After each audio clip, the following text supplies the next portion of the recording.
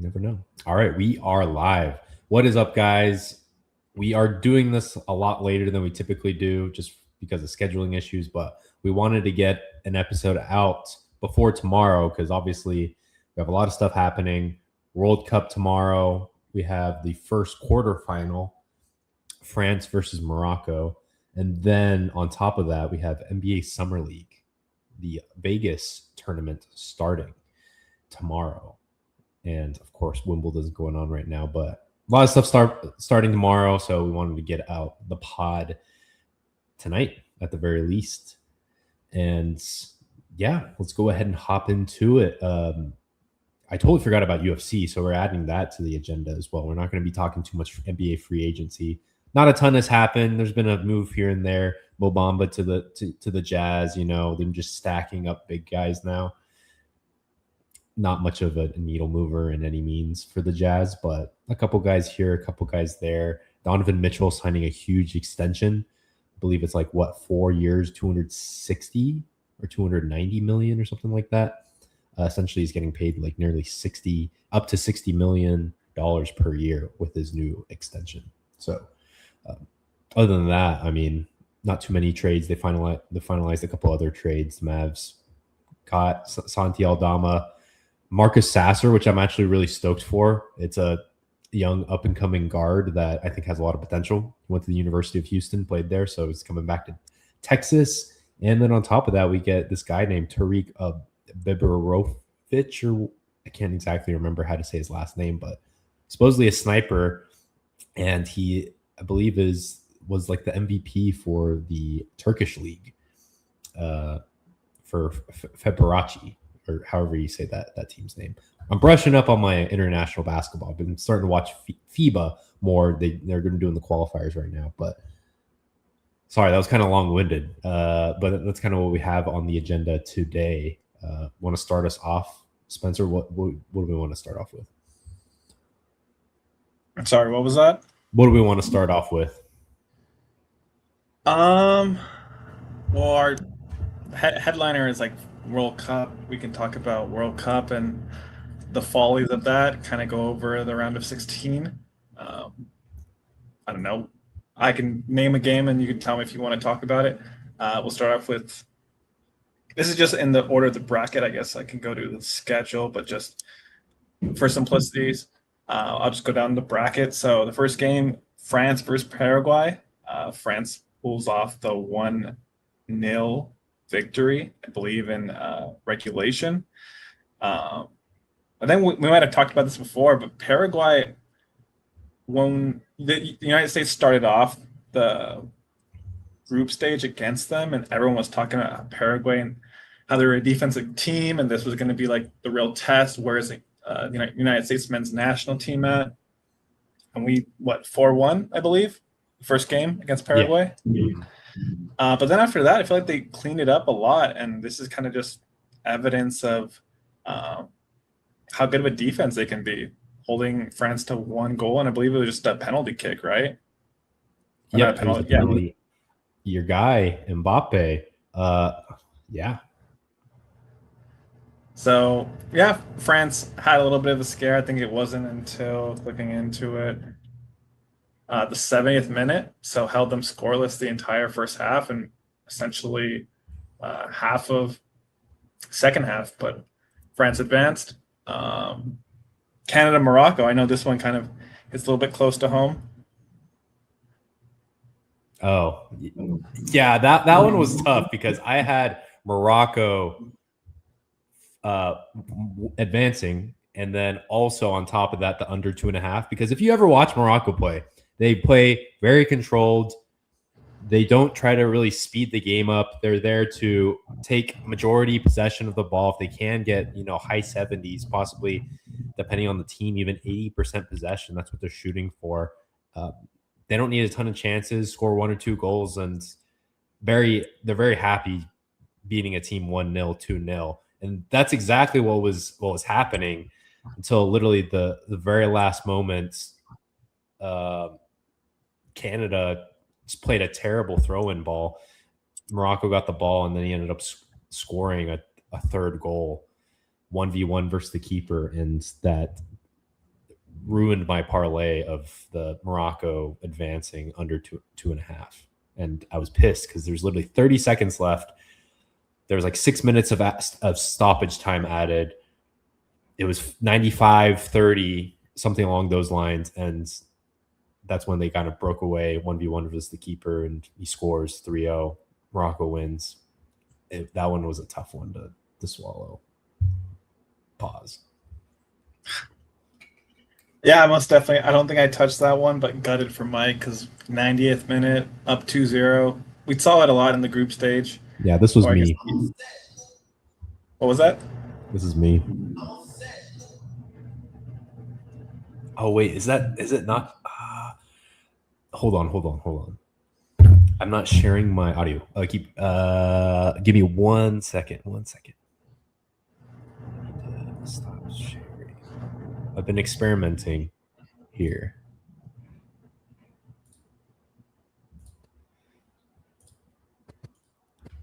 All right, I think it should work. Sorry, that ruined the punchline, but this was me after Morocco scored that third goal. I'm upset. Yeah, hate to see it. And I think if it wasn't the round of 32, it was definitely the group stage. There was just some other bad beats of just goals last minute. There was one in a game near and dear to our hearts, but that's one game away in this going down the order. You talked about Morocco, kind of playing pretty conservatively, and they're fine not blowing out teams. I feel like Spain, if that's Morocco, Spain's in another class. I feel like the knock against Spain has always been a lack of striker. I know they have the sensation. What is it? How old is he? 17 or 18? Lamine Yamal. Yeah, he's about to turn 18, I believe. He's 17? He's 18, I'm pretty sure. Oh. 17, 18-year-old Lamine Yamal. I think he's probably 18, but he's more of a winger. So I feel like this World Cup has proven how valuable strikers, or I guess Messi tends to play winger sometimes, or sometimes he's up top as a striker, two-man striker, but how important those guys are. Spain in their first game, 0-0 against Cape Verde. I mean, Cape Verde was a force to be reckoned with this year. World Cup. What was it? Their keeper gained 50 million followers since the World Cup started on Instagram. Yeah. Vozinha or whatever his name was. Yeah, so shout out to him. I mean, he's 40 years old, but he's going to get a bag, whether it's just playing or endorsements. So kudos to him, but absolutely gutted for my guy, Cristiano Ronaldo. CR7 ends his international career in a tough 1-0 loss to Spain. I believe Spain scored in stoppage time in the game. Yeah, and he goes home. He's never won a World Cup, and looks like Messi, with a little bit of help from the referees, might go out for a second. Argentina. Unfortunately, Cristiano, he was looking old out there. He announced before the game that this was going to be his last World Cup. Very unfortunate that they kind of went out this way. But it's really hard to beat the Spanish team. And like you said, I mean, Spain did exactly what Morocco loves to do, except probably to the max. The only thing is Spain does not concede goals. They have had they played 3 group stage matches, and they have played 2 knockout round matches and clean sheets on all of them. They've yet to concede a goal in this World Cup. So very impressive.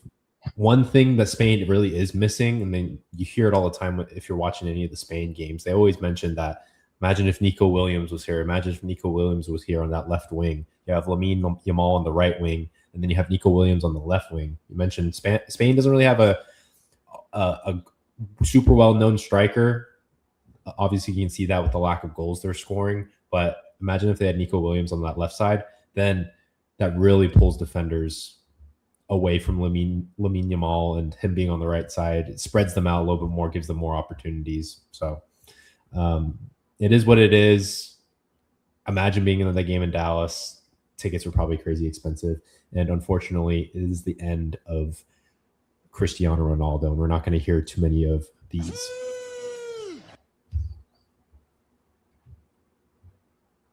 So unfortunate. Yeah, continue to move down the list. This next game, I wish I was wrong about it. You can call me an expatriate, but I was pretty confident Belgium was gonna win, and boy did they win. I don't know if you have a soundbite for that, but that was a BTA if I've ever seen one. Belgium won 4-1 against the United States. United States, I believe, only had 2 shots on goal. I mean, obviously they had 1 goal, but they didn't have a shot on goal until late 80th minute on a strike by Berhalter, the former United States men's national team's coach. But it was ugly from the start. I was debating between Belgium in regulation or Belgium just to advance under 3.5. Unfortunately, I chose the latter, and yeah, the goal that kind of buried me was the name Matt Freeze deciding to pull a Young Wei coup. Yeah, this is Matt Freeze. Literally, so embarrassing. So embarrassing. Yeah, there's nothing else you could say about this. That was probably one of the worst performances, at least in the second half. Matt Freeze was actually pretty good in the first half. The first 2 goals weren't really his fault. You could attribute it to the other guy who's in this picture right here, who is like the captain of this USA team, Tim Ream, and he sucked. Like, he was the sole reason why they conceded those first 2 goals, and then this was just icing on the cake. Yeah, I mean, I'll admit I'm a novice at soccer, but I would probably disagree in terms of Matt Freeze being good in the first half. The first goal, yeah, probably wasn't necessarily his fault, but the second one, immediately, like less than 2 minutes after we scored the free kick goal, he did a cross kind of just right in front of him, and he was in a horrible position to defend, and ended up just getting that header. So yeah, I mean, people are killing Christian Pulisic. This morning, I think he said, like, now I can rest, that he's just been injured with his ankle. And people are like, you've rested your entire career. And you rested the whole World Cup. You didn't show up.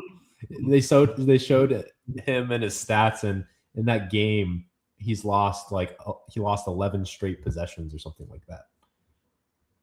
Yeah, and I mean, like, yeah, the game was starting to get out of hand, but just to leave the game in an elimination game, like, I know it's not football, you can't come in and come out, but yeah, just a really bad look, and kind of just reminds United States that football's around the corner, and we had a fun run celebrating soccer, but we have our own football. I guess we have to just stick to that.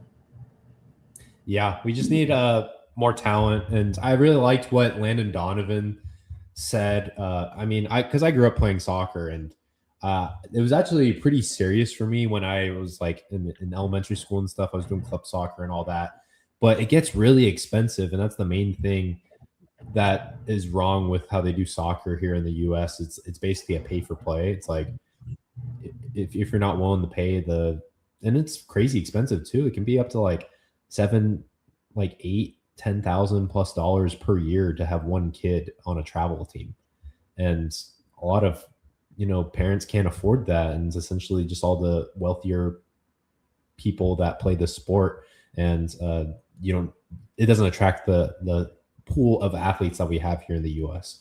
Because I mean, outside of soccer, like you can't really argue that we are the best sports nation out of the entire world, just because we have so many people here and we take sports so seriously. But unfortunately, soccer is not one of them. It's more of a how much money can we make versus how can we develop these players to become world class. And then at the end of the day, the best players play in Europe, just like the best basketball players here play here in the US and the NBA. That's just kind of the nature of it.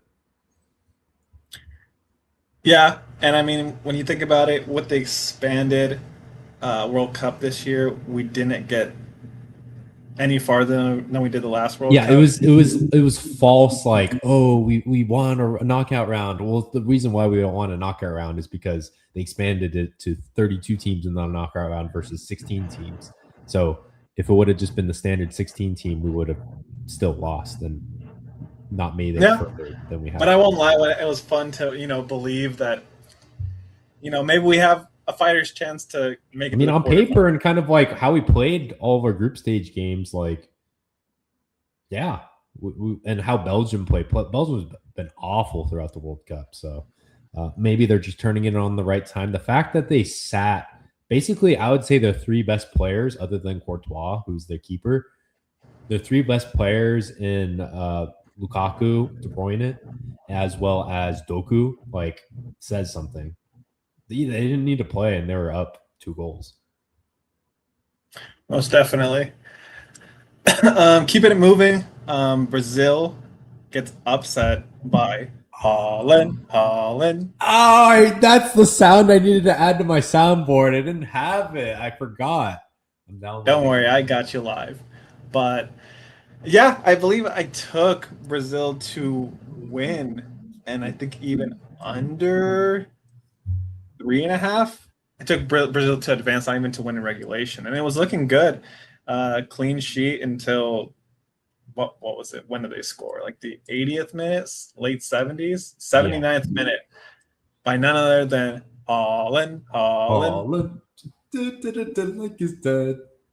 Just a nasty header. And 79th minutes late in the game, but Brazil obviously knows that they need to, press and try to tie it up to go into extra time. But then Holland just gets the ball at the top of the box. 4 guys around him. Are we going to pull it up? Oh, dude, where did it go? Yes, dude. I love this picture. This is what he posted right after the game. The caption, well. Dude, so funny.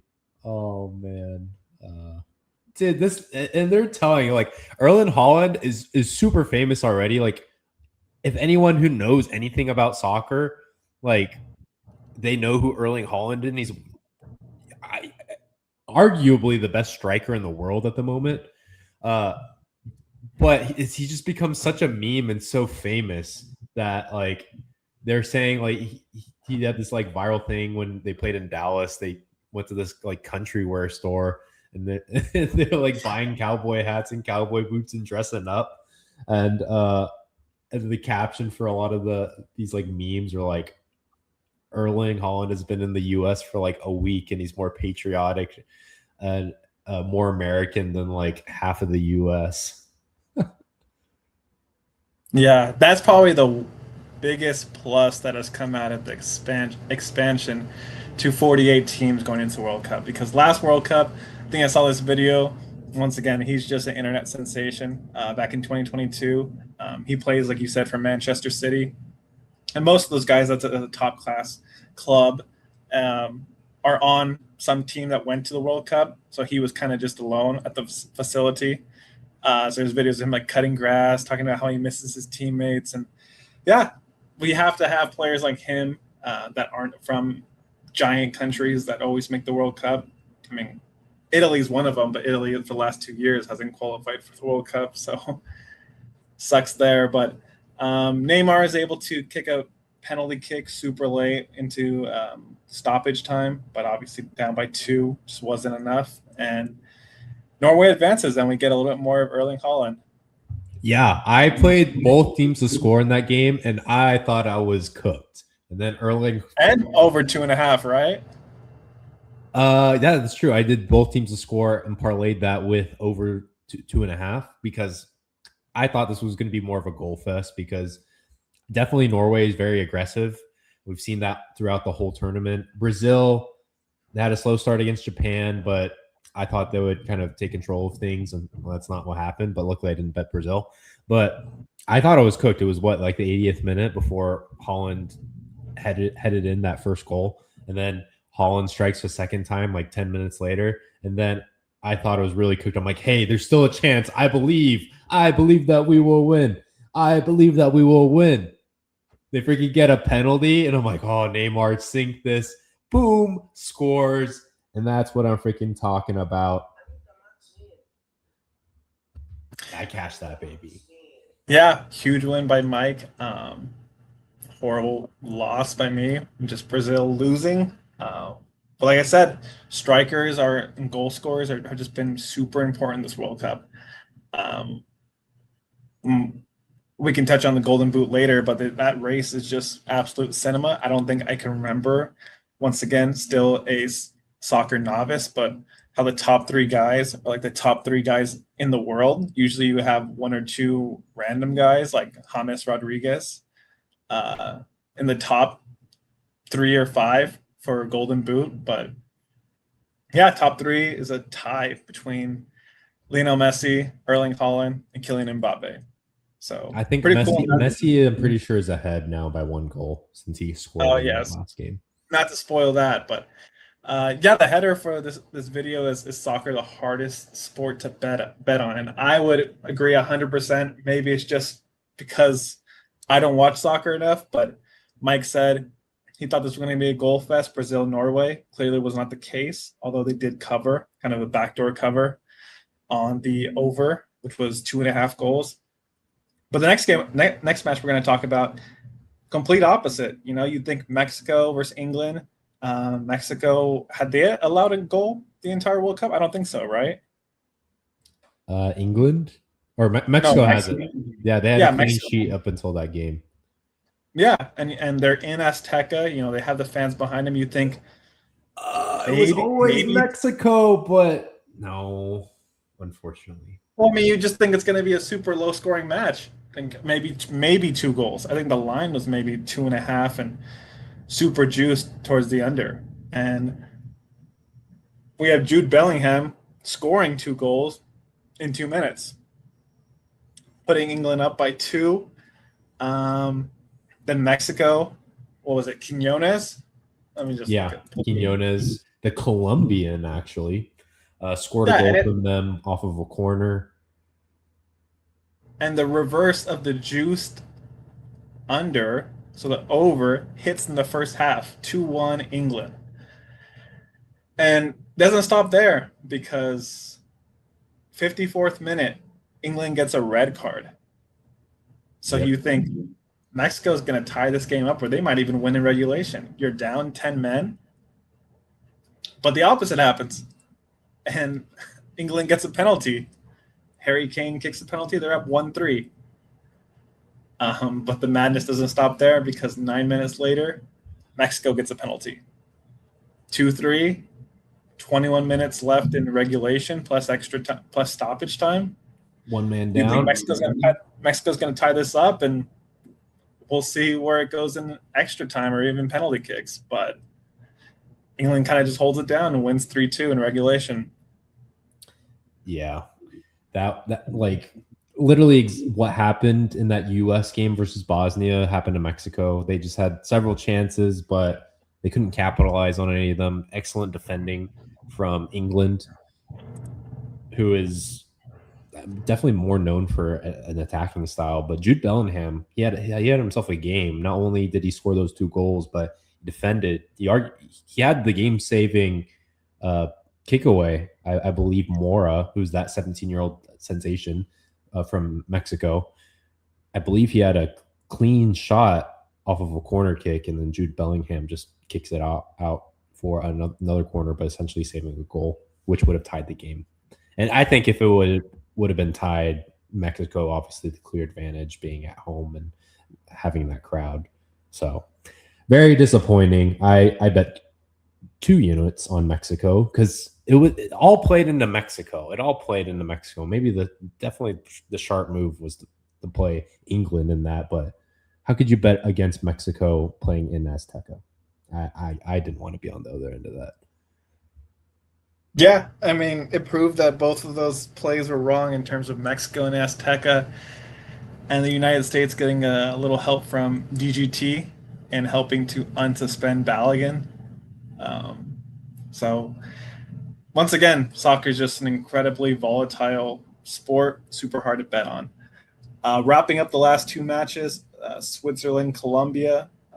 Colombia, I believe, had, if not clean sheets, the whole tournament close to it. Maybe just one game, 1-1. No, they gave up that. Remember that one goal, Uzbekistan. That's right. That cooked. But yeah, have been like incredible on defense. Held Portugal in their last group stage game 0-0. So did the same thing with Switzerland, although I believe towards extra time there were a lot of opportunities to score and kind of just got snuffed out. But absolutely gutted. Switzerland wins in penalty kicks. And I think I can speak for both me and Mike and say if there's any Colombianas watching the stream, need a shoulder to cry on, you can call us. Technically, there's no more Latino countries left in the World Cup. Yeah, I mean, I think the stat is nobody outside of South America or Europe has ever won the World Cup. So I know there's a lot of Latin American countries in South America, but yeah, it's all England and Morocco. I mean, Europe and Morocco. Yep, Morocco. Morocco's the real deal. But we'll get to that very last game, the Argentina game. You know, they introduced this new thing called VAR this year, and man, people are really upset. And I'm kind of upset. I didn't bet on that game because Spencer was making fun of me for not betting on that game. And then like halfway through, after Egypt went up 2-0, arguably should have been up. They should have been up 3-0, but had a goal taken away due to VAR of a ticky-tack foul that happened on the complete opposite end of the field. The rest let the whole play out. Egypt gets the possession, goes down the field, scores a goal, and then after the goal is scored, they then look at VAR and disallow the goal, which, yeah, by technicality, yes, the goal should have been disallowed like it happened in the game, but it just ruins the game. And it goes back to like, all right, like how far back can you actually go? Like technically Egypt would have never had possession if that ticky-tack foul didn't occur. But at the same time, it's like, what are you going to be able to go back? Like how many minutes, you know? And I think they have to adjust that rule to be like, all right, there's a certain point where you can't like review that. Yeah, it's just unfortunate. And then all the things that were happening, long story short, Argentina pulls off probably the biggest comeback in World Cup, maybe not in World Cup history. I don't know necessarily about that, but probably pretty close. They were down 2-0, in the 70-something minute? And I don't know, three goals in 11 minutes. The fact that it didn't need extra time to win this game, being down 2-0 is insane. And of course, Messi scores a goal. Messi has scored a goal every single game this entire tournament, which is honestly insane. Imagine parlaying him to score a goal every single game. I mean, not even parlaying, just rolling your money. Because I mean, that's what I mean. But like rolling over your money, yeah. Yeah, I think I saw after Egypt went up 2-0, I was looking at trying to play something because I'm trying to remember what I had. I lost. I think I had under 2.5. And yeah, obviously that lost when England or Argentina scored. But I think I looked after, like I said, after they were down 2-0 and Lionel Messi to score a goal is 14%. I thought about it, but I'm like, no, this match is over. Like Argentina is going to be upset by Egypt. But you mentioned VAR. I think it actually is, the acronym should be ARG, Argentina. Well, they're called Vargentina, VA Argentina. Yeah, Argentina is probably an excellent explanation for that. But Argentina escapes and their Mickey Mouse run continues. I don't know if you want to go over the quarterfinal games or you want to move on from soccer. I mean, we could just do quick predictions. I mean, that France-Morocco game, I think is, I know it's going to be a really good game. I know who you want to pick, but you know the turtle is undefeated. No, I definitely think this is what's going to happen.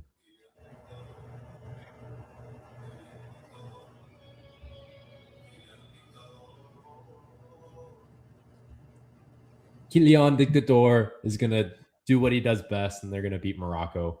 But I mean, Morocco can be very dangerous. Out of any of these other teams, other than Spain, Norway, England, Argentina, definitely France has the hardest opponent, in my opinion.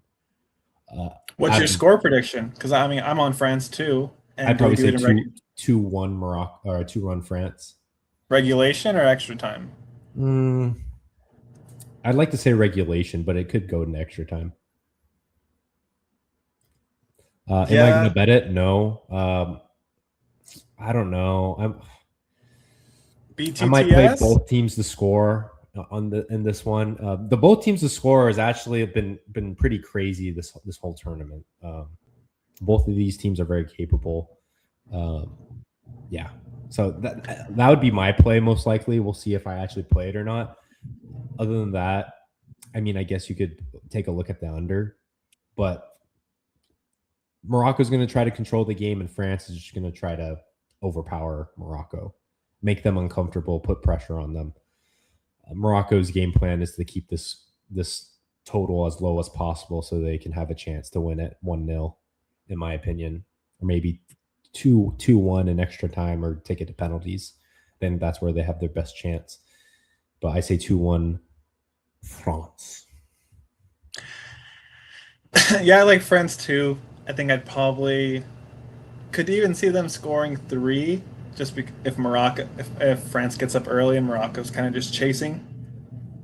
But let me go out on a limb, and yeah, I think I'm not going to bet against Kylian Mbappe not to score because he's been pretty inevitable even in the Paraguay game, the penalty kick. He gets it. Gets his goal, but I'm going to say Ousmane Dembele, anytime goal. Yeah. So they're going to be super preoccupied with Mbappe, and Dembele won the Ballon d'Or for a reason. So you got to watch out for him. But all right, same page there. Next game, Spain versus Belgium. Belgium kind of coming into form, and like you said, Spain clean sheets throughout the entire tournament. Spain to advance, or Belgium pulls off the upset? I mean, Belgium, I think Spain to advance.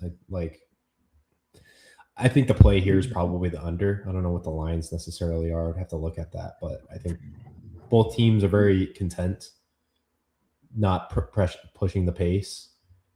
So I think this could be a 1-0 win, 2-0 win for Spain, or even the very worst 1-1. The only scary thing I would say is similar to, I would say, what happened to me because I played the under 2.5 in the Portugal-Croatia game, which is playing perfectly. Croatia scored a goal, but so that put pressure on Portugal to score a goal. They got a penalty. Our guy, Cristiano Ronaldo, scored that penalty, and I had the worst feeling. I'm like, they're going to score another goal. They're going to score another goal. Both teams are going to press the score goal so this doesn't go into extra time. And lo and behold, that's exactly what happened. Portugal scored the game winner to go and win that game 2-1 in regulation. So my look would be the under, either that or possibly first half full game for Spain. I think Spain could potentially score a goal pretty early. So first half, they go up 1-0, and then they hold that lead for the rest of the 90 minutes. Let me look. Do you know the line off the top of your head, or do you have it open? For what? For the Spain-Belgium game? Because, I don't know, do you think they can hold another clean sheet against Belgium? I mean, you could almost argue Portugal has more offensive firepower. I think they could. Would I bet a clean sheet? I don't know. Because Belgium is very capable of defending themselves. Like the one goal the U.S. scored against them, and granted, this is a huge step in competition comparing the U.S. to Spain. But Spain's attack hasn't been anything super scary, to be honest. What they put up 3 goals in their first round, the round of 32, against Austria, who's known for pressing. Now the over under is 2.5, and the over is actually slightly favored. Interesting. So might be an opportunity there. But yeah, I like Spain to advance too. We'll see if Spain can keep their streak of clean sheets. Next game, the Norway, aka the Democratic Republic of Mexico, versus England. Um, Holland is Senor Holland these days. Mexico is cheering on Norway.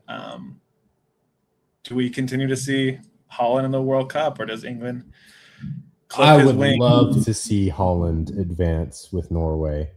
I don't know if England's going to allow that, to be honest. But this Norway team is very scary, very scary. Just because they played together so long, and they have, I'd say Erling Haaland is the best player on the pitch in that game. So they can get the ball to him. It's like Pickford, good luck, because that man's probably going to score. Yeah, I don't know. I think I'd probably lean England, but my play would probably be both teams to score. I think That's Holland is inevitable, yeah, and they'll get a goal. both teams to score minus 145. Both teams to score. Yeah. So yeah, unless you want to just take the juiced, maybe parlay it with, or just take 2.5 over 2.5, because that's probably plus money, right? Yeah, if you're gonna do both teams to score, you might as well link it, kind of like how I did with the Brazil game. Parlay, and yeah, I mean, over 2.5 and both teams to score. As good as Brazil is, or at least is perceived to be, they've been a little shaky this World Cup, and losing Rafinha in group stage definitely hurt. They probably should have had at least 2 goals. They missed a penalty kick early in the game. Mm-hmm. Decided not to give it to Vinicius Jr., easily their best player. But that's how it goes, and the manager had to speak to that. So, yeah, I like England, but watch out for Holland, and hopefully we get more Holland, because imagine what he's going to post if he beats England. It's the classic, the last thing the English soldier sees before he gets his skull crushed in by an axe is Erling Haaland. And the last game, like I said, Mickey Mouse Clubhouse, Argentina plays Switzerland. Argentina, and do 1.5 minus 1.5? No. Like, this Swiss team is nothing to, like, obviously I think Argentina's gonna win, but by no means is this like necessarily a cakewalk for Argentina. Like, this Swiss team can be very dangerous. Obviously, they're no comparison to, say, a team like France, or even maybe Morocco, but they've proven themselves, and they had a very impressive win against Colombia. Colombia has scored a goal in every single game in who knows how long. We were talking about that earlier, and they didn't allow a single goal. Granted, Argentina versus Colombia, there's a big difference, but Colombia is one of those teams who likes to press out and score a goal, especially early on, in my opinion. So I don't know necessarily. I probably won't be playing this game, because I feel like any game with Argentina is very sus, and what could possibly happen. And Argentina has looked kind of shaky these past 2 games. Until otherwise, I'd say proceed with caution. Yeah, I looked at the over-under, and it's 2.5, but 57% no. So close to a plus, probably 135, 134 for over 2.5 goals. And I probably like the under. I actually would probably even go out on a limb and say Switzerland doesn't score. I know Argentina has allowed 2 goals to Egypt and 2 goals to Cape Verde, albeit 2 goals in stoppage time or extra time, with the second one coming in extra time. But I feel like Argentina is ramping up. They're getting ready to make their run, at least the semis, if not the final. So I can see them possibly having a clean sheet. So I might look to play that. I don't know. I feel like this Argentina team has been very underwhelming, especially from the defensive end, allowing Cape Verde to score 2 goals on you, as well as Egypt to score 2 goals. Probably, I mean, even 3 goals. I mean, but I just think Egypt has. Honestly, maybe both teams to score might be the play, but that's also thinking. I don't know what the pace of the game is. This is going to be. If I had just to blindly bet this one, I wouldn't choose a side or over under. I would just have both teams to score at plus money. Yeah, I don't know. I'll just name you the teams that the Swiss has played. 1-1 draw against Qatar, 4-1 win against Bosnia Herzegovina. I think we've talked about that on a previous stream, in that it was 0-0. Yeah, that group was pretty easy, I will say. It's like Bosnia, Canada, and Qatar. Yeah, that was a pretty easy group. So they went 2-1 against Canada, then 2-1 against Algeria, then a 0-0 against Colombia. So I don't know. I just think Egypt has a lot more firepower than the Swiss.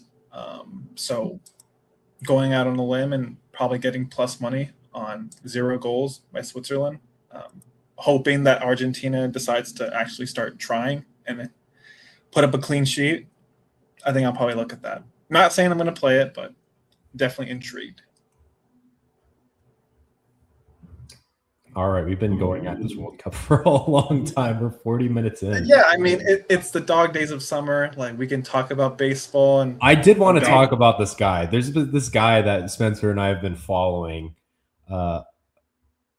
for quite a while. Oh, let me share my other screen. It's this guy. Sports Betting Education, which, to be honest, and this is my personal opinion, he does not teach anyone anything about sports betting. And I'm not saying anyone can bet however they want, but essentially this is his strategy in a nutshell. And you correct me if I'm wrong, Spencer, if you think otherwise. But he essentially just picks the favorites and parlays a bunch of the favorites together. And occasionally he'll do like best player to score. He's this World Cup, and to be fair, he's won a ton of money. I think he started with like 20 grand and he's turned that into like 200 grand. Just in the World Cup. Just in the World Cup, yeah. And he's kind of blown up a little bit, at least in our algorithms. But essentially that's what his strategy is. He just picks the favorite to advance and then parlays that with the other favorites. Obviously, he has a couple other things here and there. But except for, the U.S. was technically a favorite, and he lost a lot of money on that. But I think it's very interesting, and I don't know. My personal opinion, you can bet whatever you want. I'm not hating on the guy. He puts out really good content. It's really entertaining, I will say. But he always says, for example, whenever who was it that was like supposedly a favorite, a loss, or like Colombia or Brazil. I think Brazil was. He's like, clearly, like, Brazil was the better team. They should have won. You can't win 100% of your bets. So it is what it is. I'm not going to win 100%, but Brazil was the better team, and they were still the right pick. And like, I honestly kind of disagree with that. But yeah, it's kind of his strategy is to pick the favorites. Yeah, no, I mean, I don't know. I probably lean towards his strategy in terms of, I believe teams are favorited for a reason. And yeah, you might be paying a juiced price, but like if you're confident in that person to win, granted, there's no such thing as a free lunch. We can go back to Yannick Sinner in the second round of Roland Garros. I think at one point he was 99% chance to win, and the sun and Carlos Alcaraz are the only people who can beat him. So no such thing as free lunches, but he puts his money where his mouth is. Didn't exactly pick the odds-on favorite for the NBA. I believe he was on the Spurs. After the All-Star break, late February, early March. Well, he is a Spurs fan, I'm pretty sure. Yeah, I know he's from Texas, but going out on a limb, and I was very heavy on Oklahoma City. I know the Spurs had taken it to them during the regular season, and it went 7. And Game 7, Spurs controlled it for the most part, but it could have gone either way. So you got to give him that. And then he was man enough to at least hedge and take partially in the Knicks because he was looking at an $80,000 win.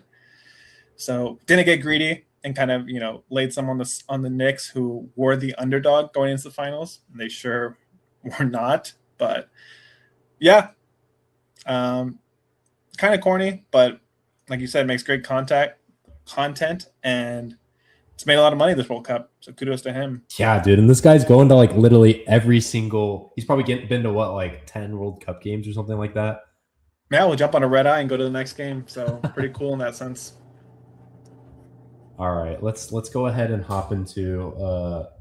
I don't know. I want to talk baseball because, like, I know this is what people call the doldrums of sports, and I get it. Like, that's the only reason why I haven't been betting the WNBA is because we have the World Cup here. Otherwise, I'd probably be looking at the WNBA. I made some money on the WNBA, but yeah, like you said, I'd much rather watch soccer and rage out when teams score 3 goals in 10 minutes than watch the WNBA. Yeah, and I would argue, like, just the nature of baseball. So far, I'm actually like, I think I'm slightly up on baseball this season. I started off pretty hot, and then I tapered off and was losing for a while, but kind of honed it back in. Been following a couple guys that provide really good insight, and I've been winning pretty recently, and I'm back up for the season. And that's what I really like about baseball is it's almost like the complete opposite of like what I was talking about before. Like, this guy's just picking all the favorites. Like, you actually don't want to do that in baseball, in my opinion, because that's just over time, you just don't make the money necessary for the odds that you're paying for these favorite teams. Because a lot of times, like, you got to look at the stuff. It's like there's a lot more variables than like, oh, this team is better, so they should beat this team.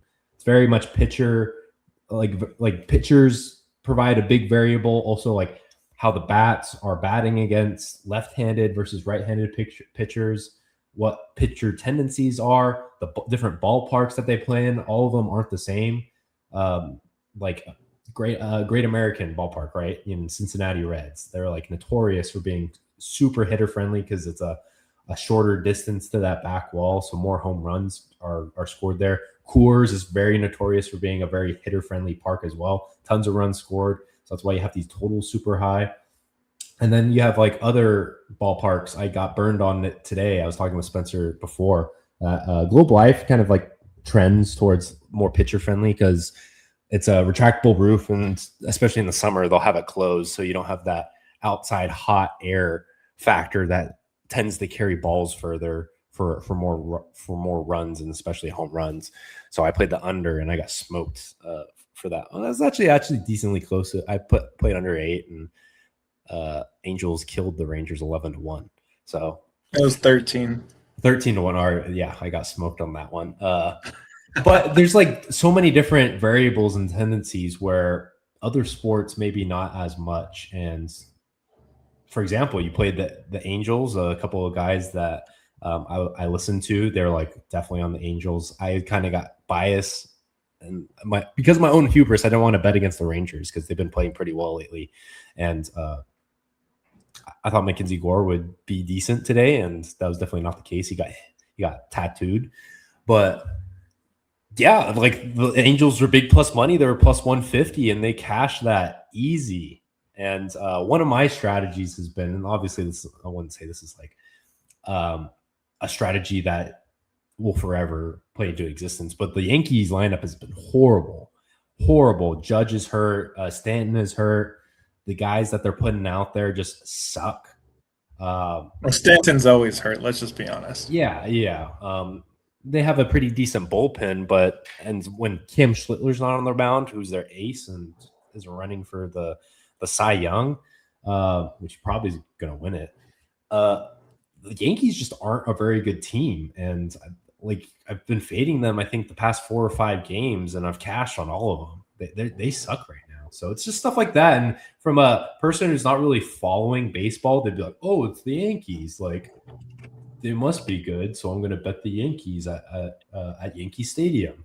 And you just got to like all these little things that you can take into account. And there's definitely lots of great opportunities. I think there's a lot of pro sports bettors that say like you probably make the most money off of baseball than all the other sports. Yeah, I mean, I agree 100%. Like, you can watch the movie Moneyball, and baseball is a very statistics-driven sport. As much as I love the movie Moneyball, it's not a true depiction of how good that team actually was. They kind of highlight the no-name players just because that's gonna go into the narrative. But you look at their starting rotation. I think 3 of their pitchers, Barry Zito, Mark Mulder, and somebody else. They also had a young Miguel Tejada, which is eventually he went on to win MVP. But yeah, I agree 100%.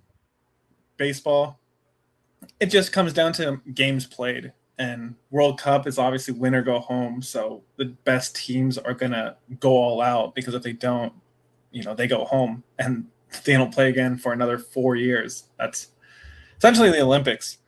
And football, yeah, you'll have some upsets, but there's 17 games. So there's no, we lost this game. Let's throw Miguel Rojas out on the bump and just save our bullpen, or let's just have our starting pitchers eat runs because we had a bullpen game a couple of games ago, or a bullpen game coming up, and got to preserve the arms. So 162 games. If you win 100 of them, which 100, what's that? Like 60% of games, something like that, 600. Yeah, 60, not even 62% of the games. That's incredible. You probably get in, I think we talked about this before, like probably get in with like 87 games. 54, less than 54% of the time you're winning. So yeah, a lot of value in picking underdogs in baseball, just because I guess probably the average is around 50% for the entire league. So. Yeah, I would say that. You're 50% depending on, I mean, to be honest, the National League is so much better than the American League this year, where National League, you'll have a bunch of winning record teams that potentially might not make the playoffs just because how good the National League is. But then American League, on the other hand, like especially that, I mean, I hate to say it, but like the worst division in baseball is the one that the Rangers are in, that AL West. And you have the AL West leading Seattle Mariners sitting at 47-46, 1 game above 500. Rangers are right at 500 right now, half game back. And whoever wins that division is going to go to the playoffs. And then also, like I said, the American League sucks. I'm pretty sure the Rangers are in position to take a wild card spot as well.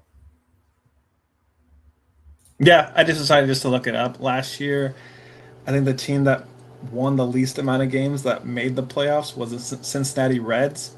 83 wins, 79 losses. So, 2 games over 500? Or I guess 4 games, but 2 games difference. So, yeah.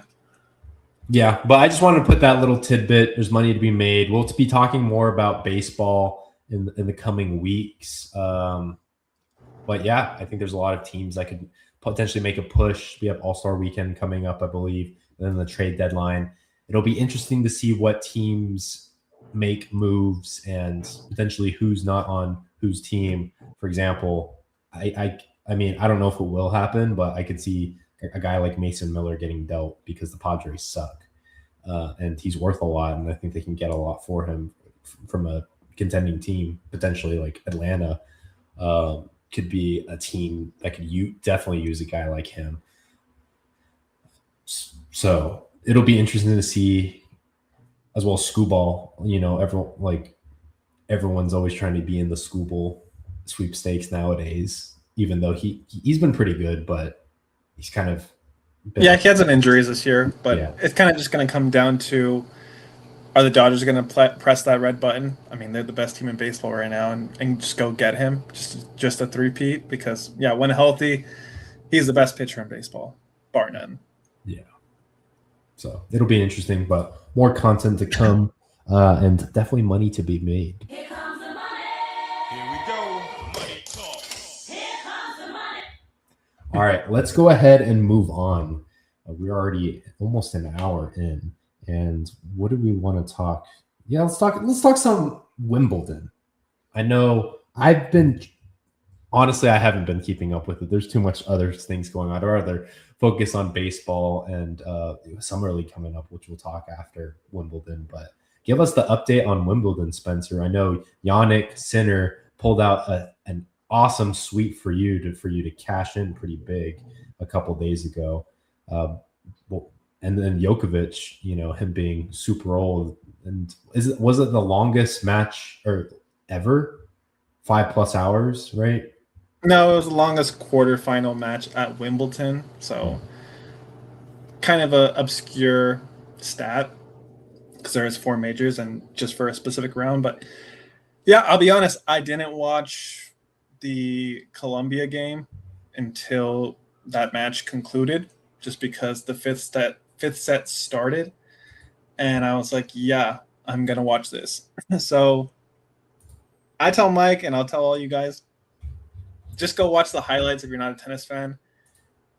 It might be a little confusing, but just the pure suspense and hanging on every point, because the 5th set, you get against these two guys, FAA and Djokovic, you get broken, that set's probably over. And Djokovic is only playing for immortality. He's on the chase for his 25th major, which would set him apart on top of the mountain for most majors ever. But Djokovic pulled off an incredible 5-set, 5+ hour win against Felix Agasiu Alise. It's a mouthful, so a lot of people just call him FAA. But yeah, at last tournament, Roland Garros, he lost, I want to say in like the quarterfinals, maybe even the semifinals, and he was just pretty gutted. He was saying like, I don't know if I'm going to be any better than I am now, and like kind of being pretty morbid. And it's just like, you're like the 4th best player in the world. And it sucks because the 3 guys ahead of you are, or at least the 2 guys, shout out Carlos, we need you back, are just head and shoulders better than everyone else. But yeah, get your popcorn ready for Friday. The second semifinal match is not the best. It's an awesome story. I don't know his first name. I think it might be Austin Ferry. Arthur Ferry versus Alexander Zverev, newly Grand Slam winner. Yeah, Alexander Zverev, the number 2 player in the tournament, going against a wild card who won qualifying matches to be in it. Apparently grew up 5 to 10 minutes away from the main court. So it's kind of a David and Goliath matchup. I would probably say Zverev mops the floor with him. He might get a set off of him, but I think the fairy tale ends on that match. But the real kicker is a rematch of the semifinals from the Australian Open. Yannick Sinner versus Novak Djokovic. And I'm telling you, Mike, I don't know what time it's going to be. I could probably look. It doesn't have a date yet, or at least according to ESPN. It's Friday. Yeah, it's Friday, but it says TBD. Well, it's probably going to be in the morning. Yeah, because it's in. Why do they play this in the UK, right? Yeah, so it'd probably be like 7:30 my time, so 9:30, 10 your time. Okay. Don't know if you're working home and throw it on the monitor, but I'm super excited for this match. Are you gonna bet it? And if you were, what's the angle you're looking at? Let me pull up Kalshi. I will tell you, I didn't pick Djokovic. Keep making me call him Djokovic. In the Australian Open, and that match was absolute cinema. Sinner is a 79% favorite on the money line, but the spread is only -4.5. Slight juice towards Yannick Sinner covering that 4.5 games. This match could very well end in straight sets for Yannick, but he has looked not peak Yannick self this tournament. Mike mentioned he won a straight sets against Jan Lennard Struff, but that was a very gritty straight sets victory. He's had straight sets throughout the whole tournament except for the first round, right? Yeah, the first round was precarious to say the least. 5 sets against Mečević or something like that, but I don't know. He got 2 days off because he played on Tuesday, so he Wednesday and Thursday off. He's going to be ready, and I'm going to go out and say it. Sinner's not going to win the straight sets. And call me crazy. It might just be a sprinkle or even a live after Sinner wins the first set, but give me Novak. I picked him in my bracket. What, straight up? Yeah. Oh, wow. Sinner, his forehand is looking very bad. He's committing a lot of errors. Like you said, has gone straight sets in every match except his first round one, where it was just super rusty from his Roland Garros disaster. But the time is now. He was knocking on the doorstep at Australian Open, but it's hard to beat Sinner and Carlos in the same tournament. Carlos is not here. Give me Novak Djokovic versus Alexander Zverev in the final, and history will be made. He will win his 25th Grand Slam. Wow. It has to. Like the stars. Yeah. At that point, would you just maybe – so you're thinking let Sinner win a set, get better odds, bet Djokovic. Or I'm kind of thinking if you think he's going to win, I don't know what the futures are for him just to win the entire thing. Yeah, I think he's like 12%. Like Zverev is definitely number 2 because going against Sinner is going to be a monster. And yeah, Zverev is no Alcaraz, but he's still number 3 in the world. So it's going to be tough even if he gets there. But if he gets there, he is going to leave everything on that court. All right. Maybe we're going to be betting the dog, Djokovic. Yes, but tune in on Friday. Throw it up on one of your 7 monitors. And if not even betting it, just watch it because his last quarterfinal match was cinema. I think you could sprinkle a little bit on. Like right now, he's plus 392 to win against Sinner. Yeah, I mean, I didn't look at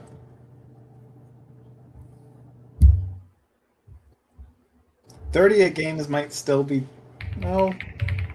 38 and a half games is about even money. Yeah, under 38 and a half. Yeah, that could be a play. His straight sets, Yannick is 35%. So I'd be shocked if Novak wins the first set. Definitely possible if I like him to win outright. But I don't know. Grabbing an underdog, I kind of like to grab him a little later, or just feel out the match, because if Sinner finally puts it together and starts looking like, clay court other than Roland Garros Sinner, then it might just end in 3 sets. Because he did play a 5-hour, 15-minute match against FAA, the number 4 player. Yeah, that you got to take that into account too. I mean, sure, he might have had he played it not today, but yesterday, right? Tuesday. So yeah, he has 2 days off to recover. But still, he's not young. Yeah, 39 years young. So, Yeah. like I said, I need to just feel out the match and see. Yeah, I think maybe the under might be the move then. 38 and a half. Yeah. You might as well just grab straight sets if you're going to do that, because What, Yannick straight set? yeah, because if 38 games, 39 games, that's 4 sets. So to get over that, every set in the 3 sets has to go to a tiebreak, 7-6. And that's unlikely. Yeah. Okay. I don't really understand what that means, but So it's just games, and like the tiebreak is 6-6, so it'll end 7-6. So that's 13 games. So if every set goes 13 games, then that's 39, and that would go over. That's the only way that the over would hit if it's under 3 sets. So that's the max for a set, 13 games. So unless Yannick just obliterates him and then loses a set, like on average 6-3 or 6-4, 6-3, which is about 1 break per set.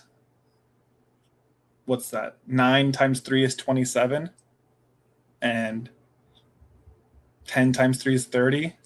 So you would kind of have to go under 3 sets. Or, yeah, does that make sense? no. We'll have to have maybe next time just like a tennis 101 and like for people looking to get into tennis. And just basically TLDR, if you like under 38 and a half, then you might as well just take Yannick in straight sets, unless you think Novak could win in straight sets, because that's no, that's probably not going to happen. Yeah, so that's my philosophy. If you like under 38 and a half, just take Yannick in straight sets. Makes sense. The best way I can describe it is if Novak, and there's still a possibility, because it's 38 and a half. If Novak wins a set, then you have to have your average set be less than 10 games. So that would require multiple breaks, or at least 6-3 games. And 6-3 only happens if you're serving first and you get the break first. Okay. So I'll think of a diagram. Maybe I'll drop a post and explain. Yeah, over that would be helpful. Over unders, because that's what I love about tennis. It's not completely predictable, but it's like a pickup game to 11, except it's only to 6. So there's a lot less outcomes. Yeah, and then the 6 is based off of like you start off 0-0 and it's like 15-0, 30-0, right? Yeah, so it's game set match. That's where the saying comes from. Yeah. Like you have to win 6 games, win by 2. If you're 6-6, you go to a tie break. And that's a set. Then it's 7-6, and that's a set. You got to win 3 sets at a major to win the match. Yeah. Okay. Okay, that's starting to make sense now. So it's typically if someone wins in like a clean sweep, most likely it's going to be like 6-6-6.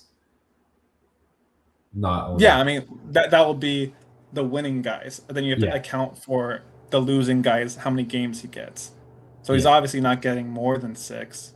He has to get, if it's 6, then he has to get 4 or less. Yeah. So that's where it comes into. It's impossible if he wins in straight sets to go over 38 and a half unless he wins every single set 7-6, 7-6, 7-6. Yeah, but that's unlikely. Yeah. Okay. All right, let's go ahead and hop into UFC now. We'll end with that. I have the UFC 326 card.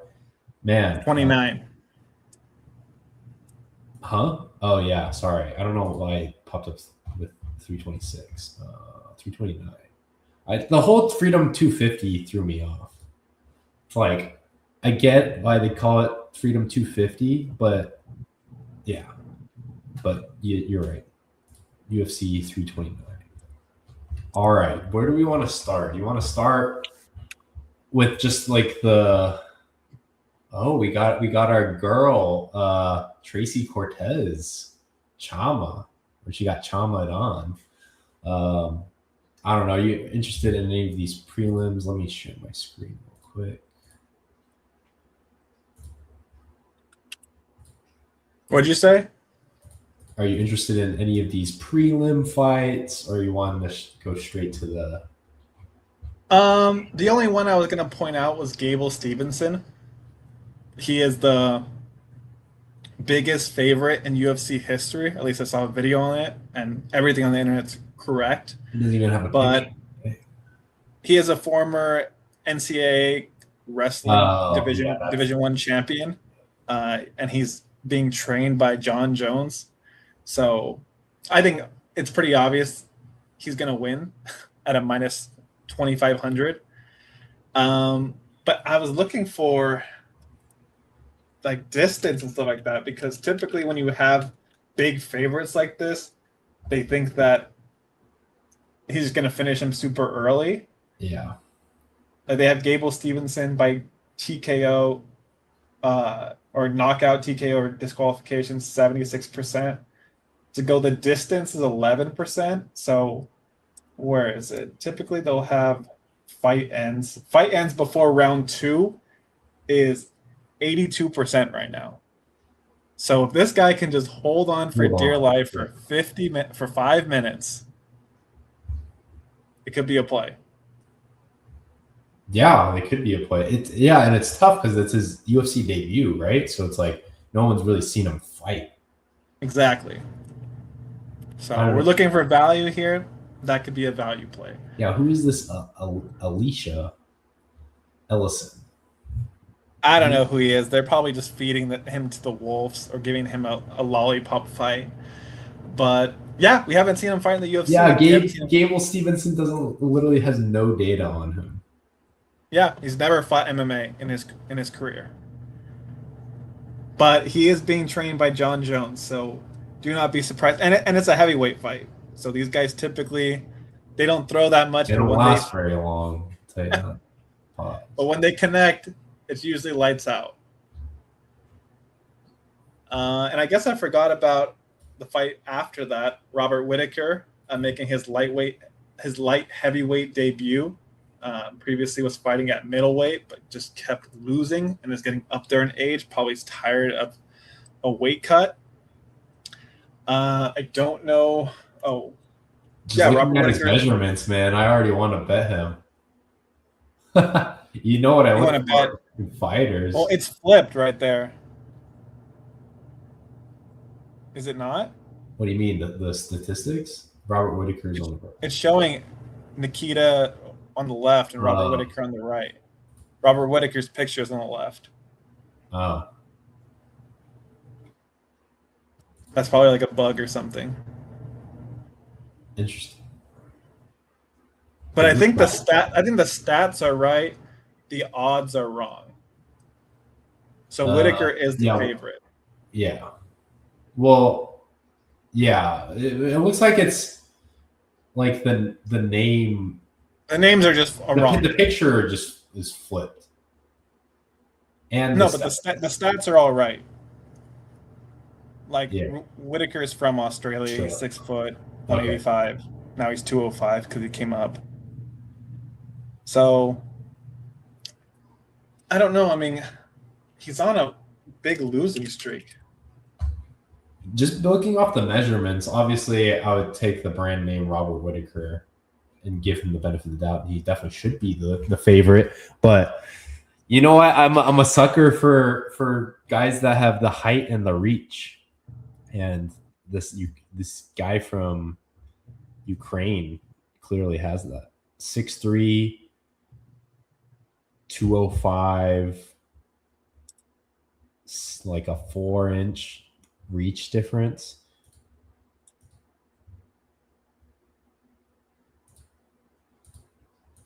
Yeah, let me look at ESPN. I feel like ESPN is better stats. Yeah, I pulled it up. Robert Whitaker's on a 2-fight losing streak, so him losing to this weekend would be 3 fights in a row. Nikita won his last fight, but the 2 fights previous to that, he was knocked out in the first round. So I don't know. I feel like Robert Whitaker, like you said, the name brand and just probably the overall better fighter. I know he's coming up a weight class, but similar to Paulo Costa when he moved up to light heavyweight. Just the skill transfers. Ritter, Chimaev. Yeah, also got knocked out by Duplessis. Duplessis, yeah, those are good fighters. Let's look at this Krylov guy. Won by KO Guskov. I have no idea who that is. Reyes.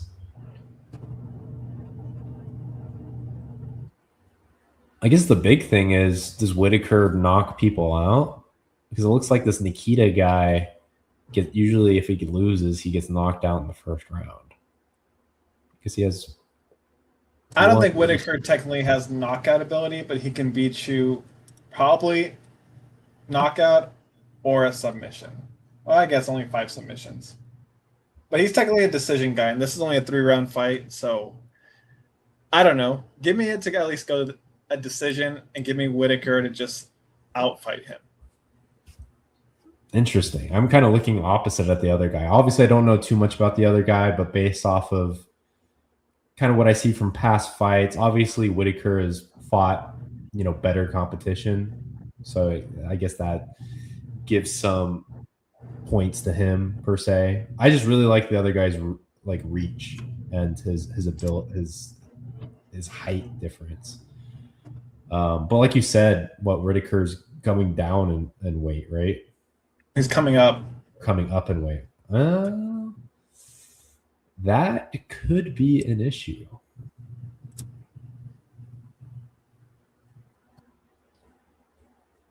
Interesting. This is one to watch. I actually am kind of inclined to take the Russian guy. But interesting stuff. Yeah, well, it's close to a pick'em, so. All right. I'm trying to look at this. I guess we can probably just go to the main card. Yeah, those are the big fights I wanted to talk about.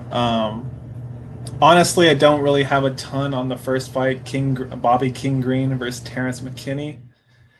I'm more familiar with King Green, but it's close to a pick'em. Terrence McKinney is a slight favorite.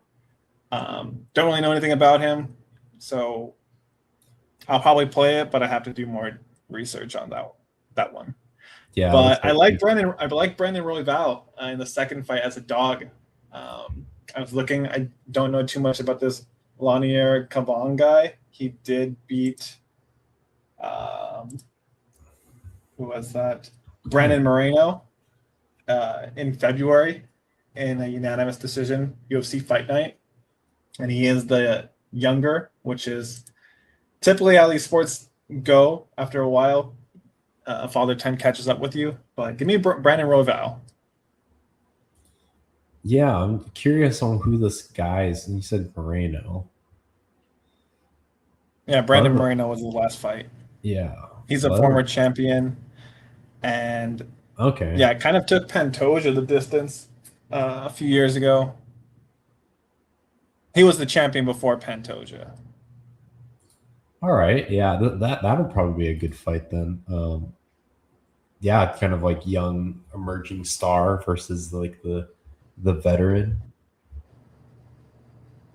Yeah, and Brandon Royval had an absolute war against Joshua Van. Joshua Van won the fight and is the current champion, but Brandon Royval is not to be sneezed at.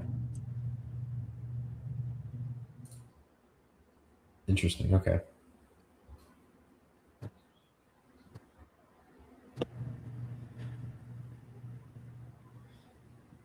Yeah, I guess for me, I don't know a ton of these fighters, so I don't have like a big opinion on them. I don't know. Do you have anything on this Corey Sandhagen, Mario Bautista fight?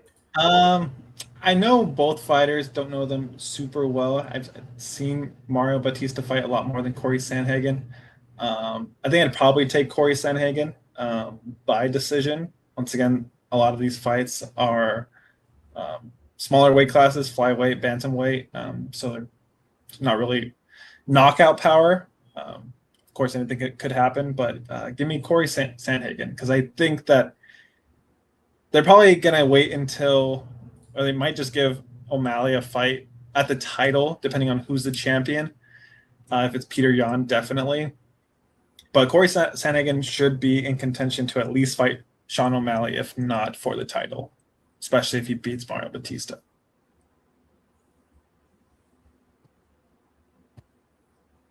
Okay. Like his 2 losses against Marab the Machine and Umar.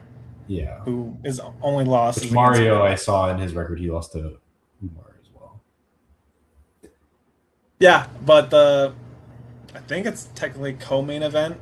Benoit Saint Denis versus Paddy Pimblett. I feel like we talked about this briefly after maybe the UFC card. I mean the UFC 250 card, but this is. I'm big on the God of War, man. Benoit Saint Denis. I think he's gonna beat Paddy Pimblett. And is it a 5-round fight? Probably not, but I don't know. I wouldn't think so because it's not a championship fight. Yeah, Benoit's looks great. Like the fact that also you just look at the people he's beat, and it's super impressive. Dan Hooker is kind of old, but Dariush, the super big one, Mauricio, that's his first name, right? Rufy? Yeah. Rufy is a buzzsaw. We saw what he did in Freedom 250. Yeah, very impressive Benoit. And then, of course, Paddy Pimblett, coming off a rough loss against Justin Gaethje, who beat, our main guy, the Matador himself. So I my gut feeling would be to go with Benoit as well, just because he's fought way better competition in my opinion. But the one thing that kind of concerns me is Paddy, kind of getting punked by Justin. Could switch up his mentality, but I think Benoit is in there to kill Paddy. Yeah, I mean, you just pulling up their last 5 fights. Like Benoit's on a 4-fight more win impressive. streak. Yes. Yeah, he's on a 4-fight win streak, and his 5th fight, I remember watching it vividly because I believe the first round might have been like a 10-8, or dare I say even a 10-7 round, because Benoit couldn't see out of both eyes. Money Moicano just got on top of him and was just beating him to a pulp. So it was a tough loss, but he's bounced back. I'm pretty sure we bet Benoit on that one. I know I remember betting Benoit, and he just got kind of he couldn't see out of his eyes after the first round. They just called it. But after that, he's bounced back in that 2nd fight, or the 4th fight. I don't know who he subbed, but he got Rufy. Dariush is washed, but then knocking out Dan Hooker. Like, this guy just he's never gone the distance. Look at that. Yeah. 6 knockouts, 11 subs. So yeah, he can do it all. He's a finisher. Pause. No diddy. Yeah. I mean, I think Paddy is definitely more popular. I'm looking at the odds. I mean, Benoit's only a -133 favorite, which I think that is definitely priced accordingly. Yeah, I think I could only go Benoit here.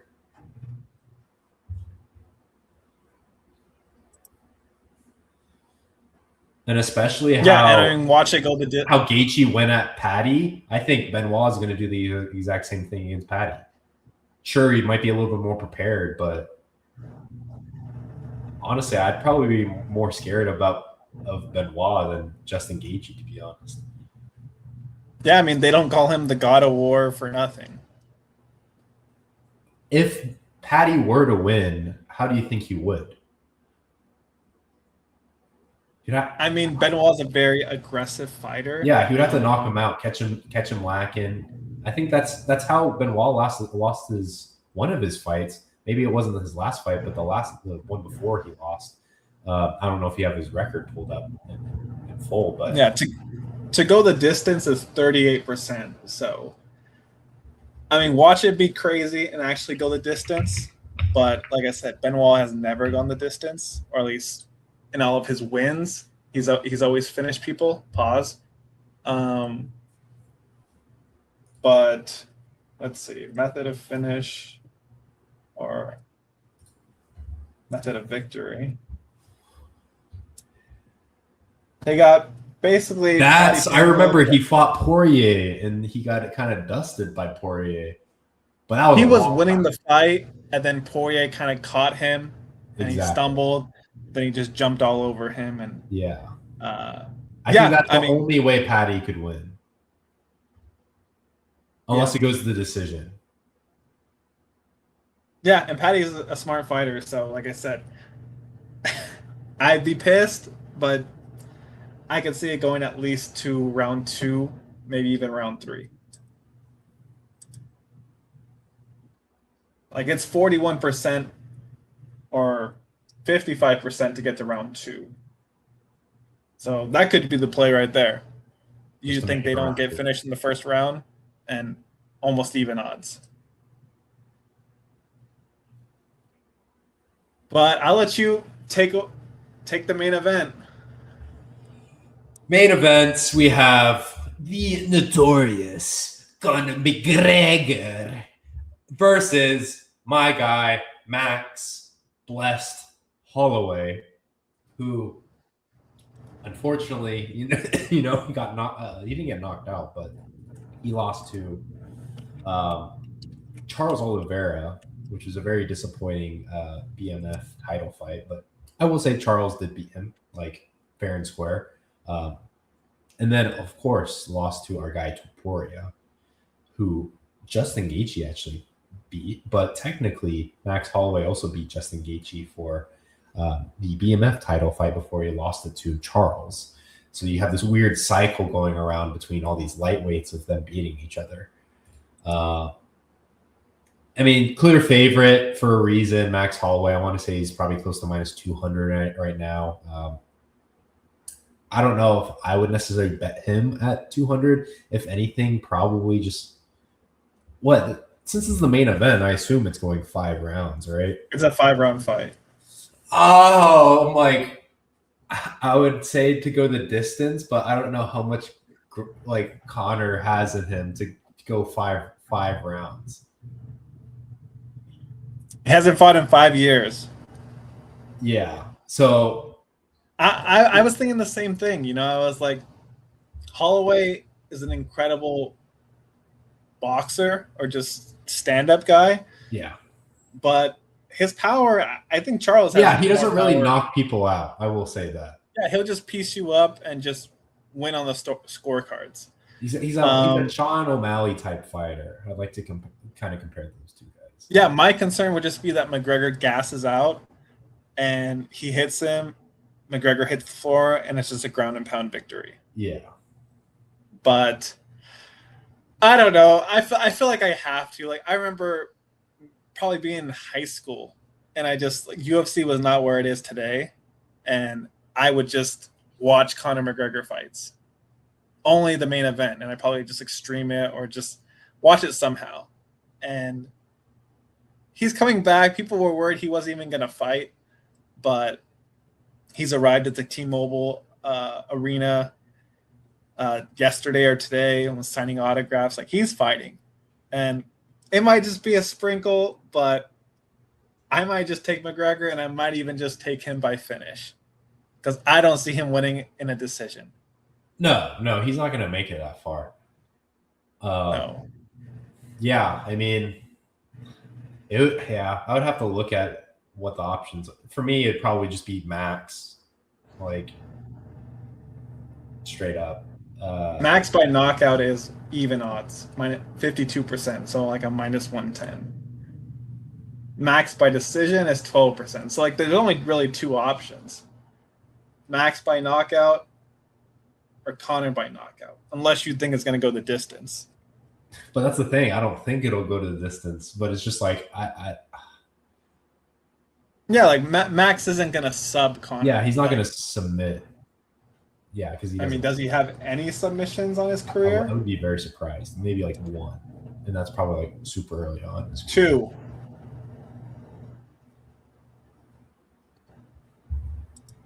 It's one of those where I feel like it's just a trap for people to bet Connor. But I mean, crazier things have happened. I will say that. Like Holloway. People thought it was crazy to bet on Gaethje. Yeah, that is very true. I will say the circumstances are a lot different, though. Yeah, he hasn't had a submission in 11 years. Yeah, so you basically guarantee it's not going to be submission. So, yeah, I would say either Max by knockout. I'd probably say that's probably the move. I don't see this fight going 5 rounds. Yeah, I mean, I might even just sprinkle, because you got to get it pre-match, Holloway by decision. Just McGregor thugs it out for 25 minutes, and I think it was like 12%, so you're looking at almost a plus 900.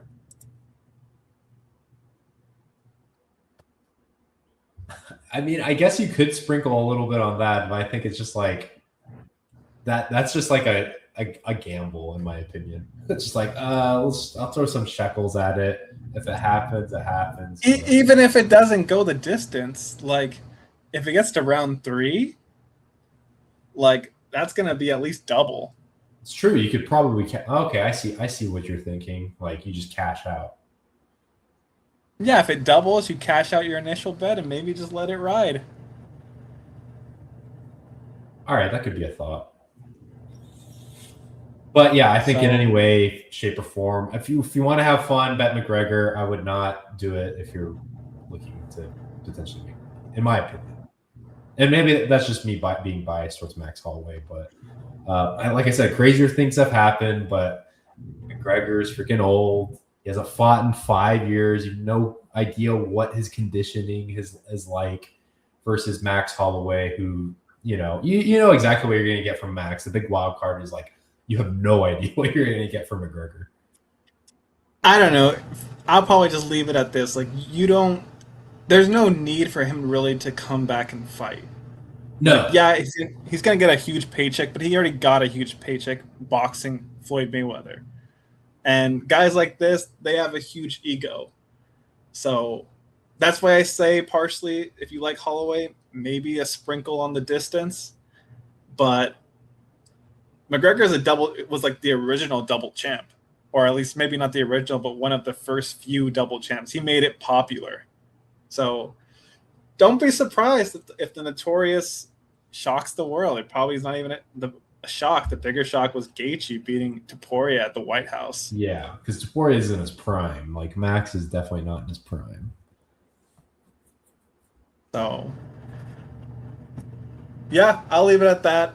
I'll probably play at least a little bit on McGregor. Probably be more like you said, having fun. But yeah. I think the move would probably be Max by knockout, and then also.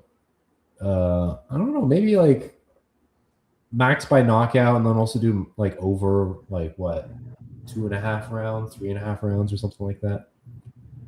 Yeah, because like I mean, like sure, Max to go to the distance and you just cash out,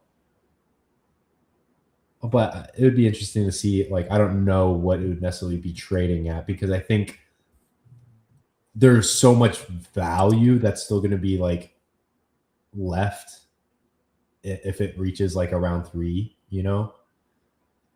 like 4 and 5, those are probably worth, like, let's just say you probably get like a 50 or 60% return. So Max hasn't knocked anyone out in the first 2 rounds since he fought Charles Oliveira for the first time in 2015. Yeah, but also he's fighting McGregor, who's 37 years old. Like, how many 37-year-old guys who haven't fought in 5 years has he fought? Yeah, I'll I probably mean, take it to go into. I'll take it to go into the third round. I'll tell you that. That's what I'm going to play 100%. You can call me out. no. I think that's the play too. I'm not saying like he's going to get knocked out in the second round or first round. I think it's more likely he gets knocked out in like the third or fourth round. I'm just thinking of maybe you just take the over like 2.5 rounds or whatever. I was actually going to look at the odds rather than put money on Holloway by decision and then just cashing out.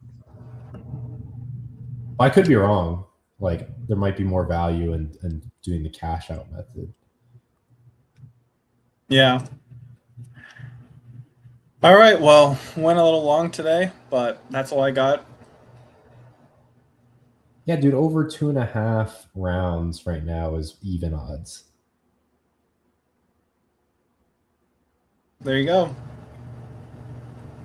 So I think that's the move. Just play 2 separate bets, one max by knockout, and then one over 2.5. And then On if I get Kalshi- whacked, Connor knocks him out in under 2.5 rounds, then take my money. On Kalshi, you get better odds. Really? For over 2.5? Or no, actually, you don't. Sorry. No, wait, yeah. Fight ends before round 3 is even money. So that's just 2 rounds. Yeah. Yeah. Whereas what you said 2.5 is half of the third round. No, over 2.5 is like it's by rounds. It's not like. Yeah, but I'm telling you that Kalshi is over 2 rounds, even money. Let's see.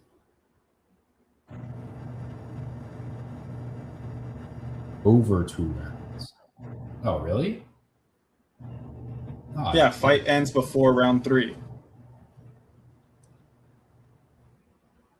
before round 3, and then So you if say round 3 starts, that's the same thing as 2.5. No, it's not. 2.5 is half. It makes it to round 3. When I see 2.5, it's half of the third round on other sports books. Oh, well, you could be right on that. I think of 2.5. That's how I've bet UFC many times on Fliff or other stuff, and 2.5 or 1.5 is 1 round and half of the next round. Interesting. I'll look that up because I thought of it just like within that round. You can't necessarily be half a round, but maybe there is. All right, I'll look that up. We'll end it there. We've been going at it for an hour and a half. It's past my bedtime. I still need to do some research for the MLB games tomorrow. So catch y'all. Let's make some money this weekend, and we'll be back at it next week. Cheers.